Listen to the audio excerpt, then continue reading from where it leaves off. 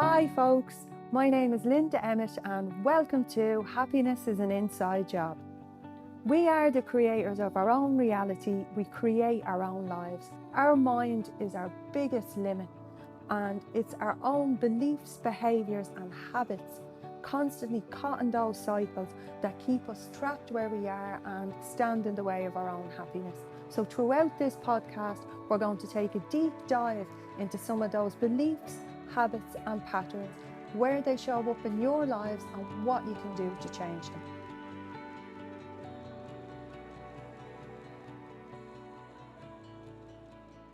Hi folks and welcome to this week's podcast. And on this week's episode, again, following on from our beautiful mini-series for yourselves, what we're going to look at is healing the heart from unprocessed trauma, from pain we experienced as children that caused us to disconnect with parts of ourselves, cast them out into the shadows, and what we can do now to feel fully whole and alive again. So first off, folks, just a reminder that there was a 1 in 400 trillion chance that you would be born you. At the exact moment that you were born, the exact unique DNA structure that you have through wars, through risks to pregnancy, to risks to childbirth, the chance of you being born as you was 1 in 400 trillion. See, you can't even say it, the number is that big. That is how extraordinary you are, just as being born you and being you. That's how amazing you already are. What happens to us is we come into the planet feeling that the babies love themselves, adore themselves. They know they're the best thing in the world. We just learn, we're conditioned and programmed over our childhood years to not believe that anymore. And it's not us not believing it in ourselves because of what we learned that we need to start unlearning. As humans, there isn't one of us on the planet that does not have wounds that we need to heal, that doesn't have things we need to work on. And the thing is, it's not, I'll go to the amazing Linda for 3 sessions and then I'm absolutely cured for the rest of my life. That was a joke and a quick plug.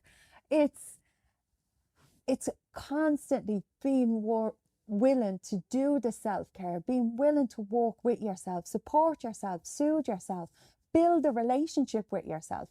That's where it comes from. Of course, going to any therapy, any other things we can do for ourselves, especially if we're experiencing any form of upheaval, pain, hurt, grief within our lives, anxiety, all of these things, of course go and work through that process and get the help you need. That's strength. We're often reared, especially in Irish culture, to think that asking for help is a weakness. It's not, it's a strength.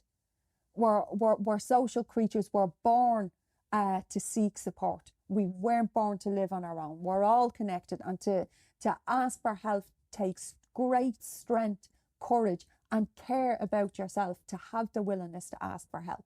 But my point in this is, it isn't only about going and getting that sort of help. It's also learning to, as I say, back yourself up. Take the time to find out who you truly are, what you really want being here, what your purpose is, why you're here on the planet. We all pine so deeply for things that we don't allow ourselves to have. It's mad, it's strange. We want them so badly, but we don't allow ourselves to have them because of all the gunk that's sitting on top of who we truly are. And I say gunk when I'm talking about our patterns, our beliefs, our conditioning. And we live in an amazing moment in time where there's so much available to us, so much attainable to us. We're not only, like, if you're sitting on a chair in Ireland, the world is your oyster. We're connected globally now. There's so much out there. There's so much information out there for us to absorb, to learn, to understand ourselves. It's a beautiful time to be on the earth. But again, the greatest fear we have as humans is the absolute terror we have about feeling our own emotions and sensations. And mainly because they can trigger pain or fear. But the thing is, they are only emotions.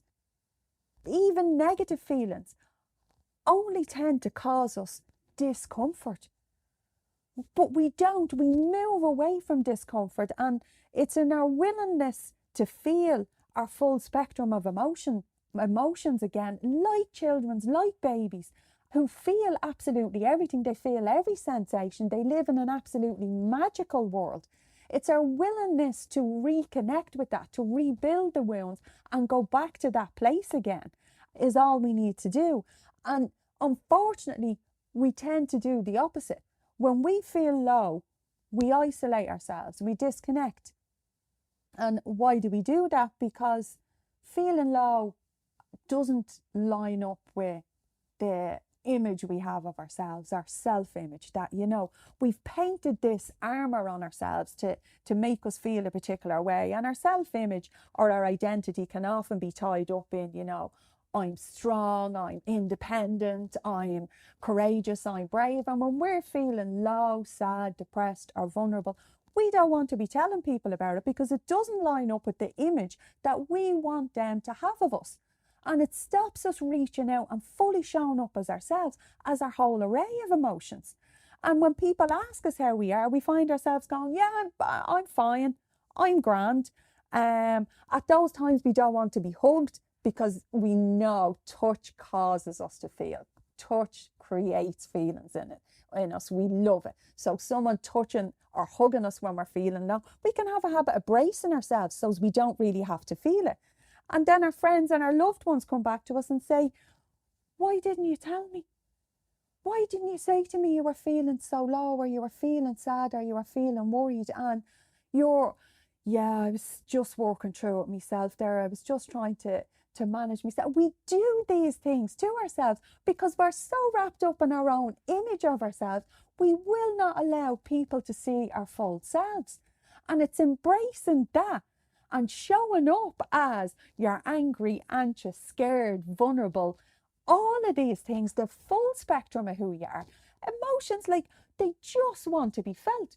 You will work through anxiety, sadness, hurt, pain, all of that so much quicker if you allow yourself to feel it, to feel the sensations of it in your body, to feel what's coming up and be able to hold yourself in that moment and say, oh, that's anxiety coming up in my system. There's me, say me hand shaking or me legs shaking. That's because your system, your energy system is charging with adrenaline. So it's charging you up. So you're feeling, nervy, charged, nearly like you want to run, you want to bolt. And it's just allowing that energy to come up and then sitting with yourself and calming yourself back down, looking at what it is, going, okay, what am I feeling anxious about? I think that I'm going to walk into this room and be judged by these people. Or I'm not going to be good enough. My work, my body, my age, whatever it is, isn't enough. And what's happening there is we are projecting our own fearful thoughts onto those other people.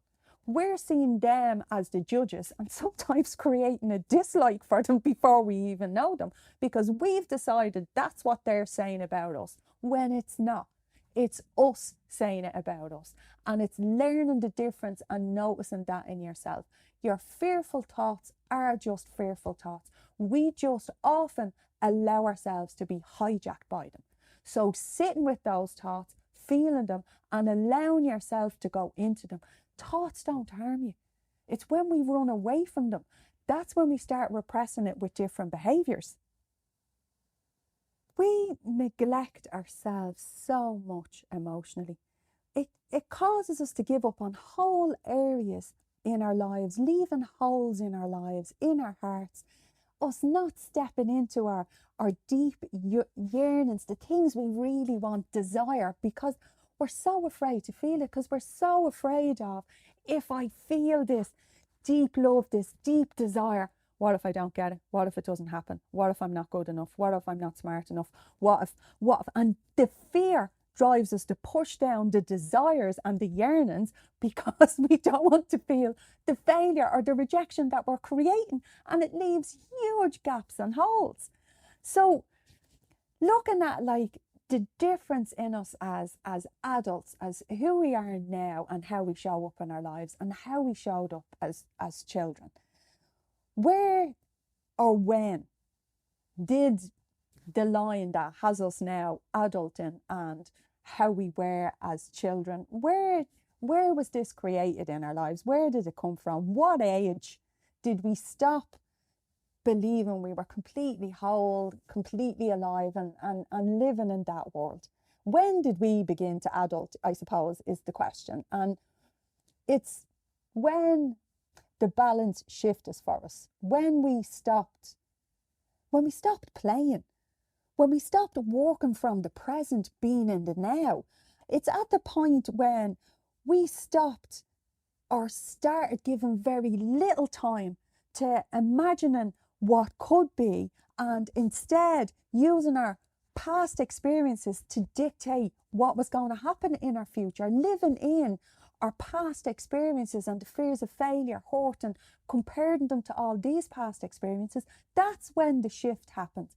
That's when the balance shifted from us living in that beautiful child mind of filled with possibilities, not afraid to do anything, alive, whole, connected, to where we are now. And it's the gap between when we were completely whole, now living in the past experiences. It's unlearning what those past experiences created, unlearning the pain of those memories and what we keep tripping into, the fearful patterns of thought. That's where our change lies. Children tend to learn in two ways: from direct experience, because they're in it and they're present, and play. Play is huge to children. We all know that. Children create whole worlds. Whereas as adults, we don't allow ourselves to play. We don't allow ourselves to learn. We don't run out in our wellies and dance in the mud or make snow angels or all of those amazing things. We don't, go to a dance and dance like nobody's watching. We don't do any of that because we've lost a lot of the confidence. And when we think about doing something like that, all our past experiences dive in and start destroying that opportunity in the present. So again, it's just stepping back into learning to play, learning to laugh at yourself, taking some of the reins off, not being so serious about everything and seeing it as, if you're not perfect at the start, well, then there's no point in you doing it. It's opening up and our willingness to be back in that learning space that we were in a child. Children didn't care about learning or how many times they to try or things like that. It's only the conditioning that was put on them, put on us, that created that. So it's allowing ourselves the space to learn new ways, having the patience. Like, even when it comes down to, one of the things I definitely be suggesting to you is, and I use this with a number of my clients, is mirror work. Mirror work is absolutely powerful for building the relationship with yourself. When you think about it, you're actively looking at yourself in the mirror. And when you're looking at yourself in the mirror, it's asking the questions like, what do you see? When you look at you, what is it you see in the mirror? Because that's your start. Are you looking at every lump and bump? Are you looking at your age?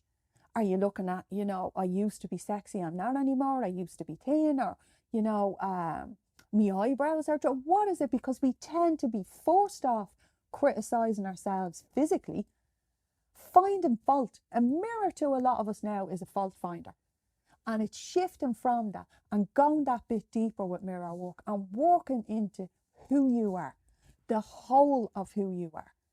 Finding, when you're looking in the mirror, 5 beautiful things about that amazing vessel, that body you're in, that heart that pumps 70,000 times a day, those lungs that expand and contract constantly, the life force energy, the blood, everything that runs through your system. We neglect all that. We see jelly belly or tubby thighs or age or all of these things rather than seeing what's really there. And it's stripping away a lot of that. But what happens is when I suggest to my clients that to start doing some mirror work, we haven't the patience with ourselves. If it doesn't work first times or those beliefs come in, that won't work for me. It's discomfort that's actually bothering us. It's the discomfort of doing that. We are comfortable in our habits, no matter how negative they are, we are comfortable. Our mind is comfortable there. And there's a great quote that I'm just reminded of now, and I'm going to try and get right. Our mind will always choose a familiar hell over an unfamiliar heaven. And I just think that says it right there. We will tend to stay in the uncomfortable, whether it's carrying that weight in that job, in that relationship, whatever it is, because although it's painful, it's comfortable, it's known. It's discomfort in feeling the new emotions or the uncertainty or learning new ways that we shy away from. And it's literally keeping us stuck in our own spaces. And what we can do is just start building new foundations. Start building on that mirror work. And look at how much discomfort is coming up for you when you're even thinking about it. When you're thinking of looking yourself in the mirror and saying 3 nice things about yourself physically, 3 nice things about yourself emotionally, 3 nice things about yourself mentally, and 3 nice things about yourself spiritually. And that will actually probably, at the start, may take you a bit longer, but should only take you a minute. So it's not a monstrous amount of time you're dedicating to your own self-care and your own health. But these things are really powerful. But it's our unwillingness to do them because we feel uncomfortable that keeps our heart unhealed and keeps us in the pain. Keeps us not feeling that aliveness, that wholeness. Like as I often say, you are in a relationship with yourself from womb to tomb. It is so worthwhile to make that an amazing one, because if your relationship with you is amazing, you can never feel rejected. Because once you're not rejecting you, you can never feel rejected. So building that relationship with you is at the very core of your own happiness. So looking at ways of doing that, like our mirror work, like having the ability to listen to yourself. When you're feeling absolutely exhausted, when you're feeling wiped out, it's stopping it, not giving out to yourself for being tired. Oh, I'm getting older, or I used to be able to do more, I should have got that done. All of that crap we throw on ourselves. It's listening to yourself and looking at your day and going, okay, well, why am I so exhausted? What have I squeezed into my day that was too much, where I could have held or set up a boundary? When you're feeling upset, it's not dismissing or devalidating your own emotions. It's saying, okay, why am I upset? And this can even show up with grief. Like, we can have a cry for someone we lost 2 decades ago, and that's perfectly fine. It's natural and it's normal for us to miss them. But it's when we start giving out to ourselves about, you shouldn't be feeling this, you should be over this. This is where we're creating problems. So it's allowing ourselves, like a child in the moment. If a child feels upset, they'll show you they're upset. If they feel angry, they'll show you they're angry. They'll feel and show you their array of emotions. We're trying to move away from that. And now we're really uncomfortable with it. But this is where our healing really, really is. Again, our meditation. I create worlds in meditation. I love meditation. I love doing the classes. But I also love it because of the power in it. It is us presencing, both in our mind and our body. It's also connecting us to our or it's all four. It's our emotional, mental, physical and spiritual. It's a connection of all of those parts of ourselves, giving ourselves the time and space to feel the physical sensations in our body. Learn they are just that. They are just sensations. It's what we project onto them. Same with our thoughts. If there's fearful thoughts coming up, they are just that. It allows us to start learning how to control our own minds, how to control that the chatterbox and what it's saying. So meditation, even if you start off by 2 to 3 minutes, really, really powerful. The letting go process of things that our heart is holding on to, things we're holding on to for different reasons, mainly because they made us believe things about ourselves.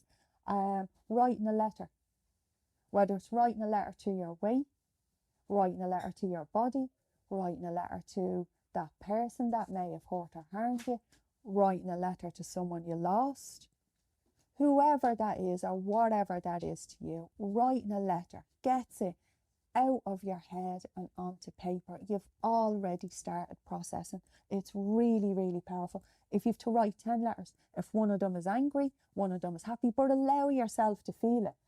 Taking time to tell loved ones what's going on, to talk about maybe those times in the past or different things you're feeling, different things you've felt, having a support system around you.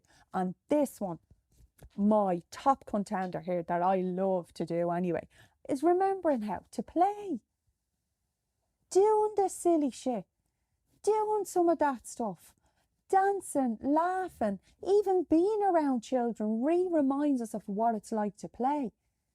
Just doing things for the sake of it. Watching a Disney, watching a cartoon, singing as loud as you can, dancing like nobody's watching, trying a cartwheel. Now, safety warning with this podcast. Do not try a cartwheel if you don't think you're medically fit to do so. But all of those things, getting on a bike, getting on a skateboard, buying a colouring book, but reminding yourself and allowing yourself to play again. That's one of the best things you can do to reconnect with all of who you are. Play in the bedroom. It's another one. We don't allow ourselves, we have to show up there. Play in your room, wherever it is to you, or all of those places. But I know when you're listening to this, you will think of things that you used to do that you still love, that you don't allow yourself to do anymore. Raise your limits. You have put them on yourself. Go play. Cancel work. I'm only kidding. But go play, folks. Go enjoy yourselves and remind yourselves this is part of your healing, inviting all of this stuff back into your life.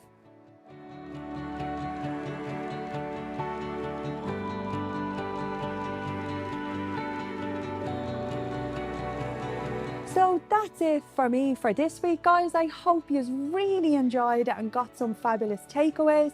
And as always, I invite you to connect in with me across social media, or check me out on my website, www.yourgifttoyou.com, or email me, linda@yourgifttoyou.com, guys, because I'd love to hear from you and any topics you'd like for us to talk about or any more learnings that you want. And please remember, give me those reviews because it keeps the podcast getting out there to more people. So chat to you very soon, guys. Bye-bye.